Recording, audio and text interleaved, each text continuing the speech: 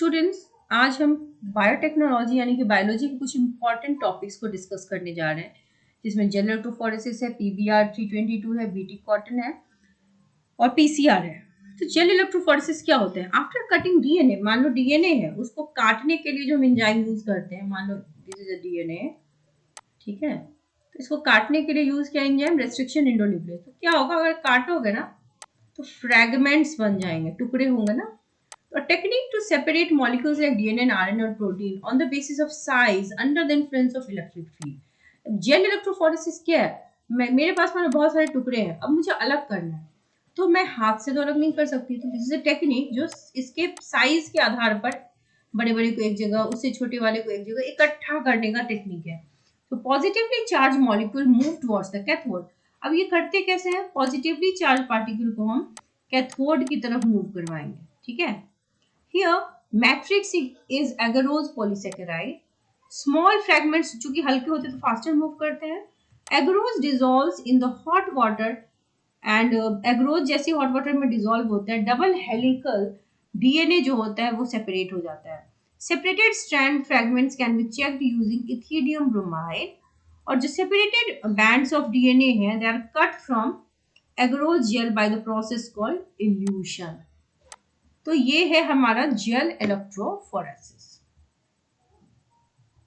सो अब आप देख सकते हैं पीसीआर पॉलीमरेज चेन रिएक्शन क्या होता है। पीसीआर का मतलब होता है फोटोकॉपी करना किसी चीज का, ठीक है। तो फोटोकॉपी में क्या करते हैं, एक जैसी कॉपी बनाते हैं। तो अगर मान लो मुझे किसी डीएनए को कॉपी करना है, मान लो ये हमारा डीएनए है 5 to 3 and 3 to 5, तो पहला स्टेप होता है इसका डीनेचर, यानी कि डीएनए के स्ट्रैंड्स को अलग अलग करो। तो यहाँ पर टेम्परेचर गिवन है 94 to 96 डिग्री। अब देखो तुम्हारे दोनों डीएनए अलग अलग सेपरेट है, एक स्ट्रैंड ये एक स्ट्रैंड ये। अब ये जो है ना, अब ये एक प्राइमर का काम करेंगे, इनको कॉपी करते हुए हमारे दूसरे डीएनए बनेंगे। तो यहाँ पर क्या करेंगे हम, एनील प्राइमर्स, यानी कि ज्वाइन करेंगे प्राइमर को for replication at 40 to 60 degree. अब देखो यहाँ पर भी एक आरएनए प्राइमर लगा दिया है, यहाँ पर भी प्राइमर, यानी कि अब एक नया स्ट्रैंड बनेगा, ठीक है। तो अब यहाँ पर जो एंजाइम यूज है ये है डीएनए पॉलीमरेज, क्योंकि यहाँ पर पॉलीमराइजेशन होगा। सो पॉलीमराइजेशन होगा एट 74 डिग्री से। टेम्परेचर हर स्टेप का अलग अलग है। सो 3 स्टेप्स है, डिनेचुरेशन, एनीलिंग ऑफ प्राइमर और तीसरा है पॉलीमराइजेशन। तो देखो अब थर्ड प्रोसेस में आपके दो, हमारा जो पेरेंट डीएनए था वो एक था, अब हमारे पास दो डॉटर डीएनए बन गए, तो यानी कि रेप्लिकेट हो गया। इस प्रोसेस को बिलियन टाइम्स रिपीट कर सकते हैं। तो DNA polymerase can be replaced by Taq polymerase, हम चेंज कर सकते हैं। एंड आरएनए पॉलीमरेज प्राइमर जो होता है that is prepared in the lab. PBR 322 this is a vector, ठीक है, प्लाज्मिड। अब नाम कहाँ से है, पी का है प्लाज्मिड, बी है बॉलीवर और आर है हमारा रॉड्रिगस, ठीक है।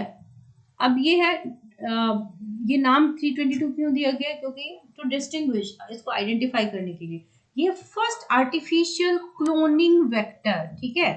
इसका डायग्राम आता है, इसके पोर्शंस आप देखो, ये ओरिजिन है, यहाँ पे आप देख सकते हो AMPR, ये जहां जहां जो भी है ना वो आपको याद करना है, PST1, PBU1, CLA1, HIND3, BAM-H1, SAL1, ये है PBR 322 का, this is a cloning vector, और इसका डायग्राम आपके एग्जाम में पूछा जाता है।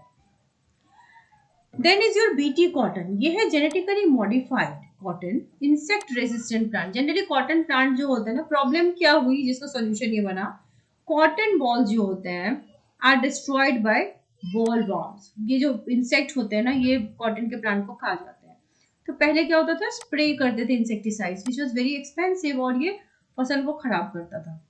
तो एक बैक्टीरियम होता है बैसिलस थुरिंजेंसिस, ये प्रोड्यूस करता है इंसेक्टिसाइडल प्रोटीन, ठीक है, क्रिस्टल्स प्रोड्यूस करता है विच इज इनएक्टिव, और ये किल कर सकता है इनको, टोबैको, बडवॉर्म, कोलियोप्टेरॉन और डायप्टेरन्स को, ठीक है। प्रोसेस क्या है, BT toxin protein exist as inactive protoxin, ये इनएक्टिव फॉर्म में एग्जिस्ट करता है। It is solubilized in alkaline pH of the gut. अभी जो एक्टिवेटेड टॉक्सिन होते हैं that creates pores in the mid gut epithelial cell, जिससे स्वेलिंग होती है, लाइसिस यानी कि फट जाता है सेल और सेल की डेथ हो जाती है। अगर आप कॉन्सेप्ट क्लियर हुआ हो तो आप वीडियो को लाइक कीजिए, दोस्तों के साथ शेयर भी कीजिए। Wish you all the best.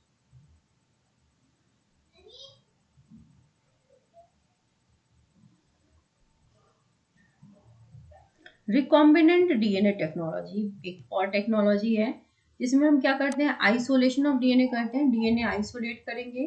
First step इसका है आइसोलेशन ऑफ डीएनए, ये है डोनर डीएनए। दूसरा है कटिंग बाय रेस्ट्रिक्शन इंडोन्यूक्लियस, इसको काटना है, ठीक है, तो रेस्ट्रिक्शन इंडोन्यूक्लियस की हेल्प से इसके टुकड़े करेंगे।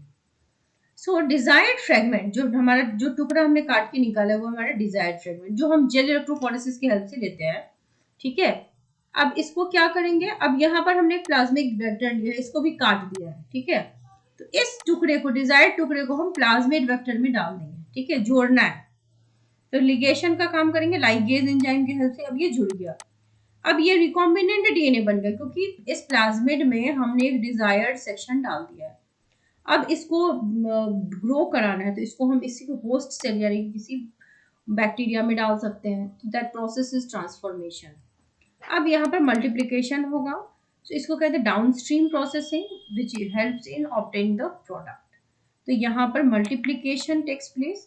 तो रिकॉम्बिनेंट डीएनए टेक्नोलॉजी एक प्रोसेस है जिससे हम जिस डिजायर्ड सेगमेंट ऑफ डीएनए को चाहे तो मल्टीपल टाइम्स कॉपी करा सकते हैं। इसकी 6 स्टेप है, isolation of DNA, cutting by restriction endonuclease, desired fragment यानी through gel electrophoresis, ligation, transformation, downstream processing.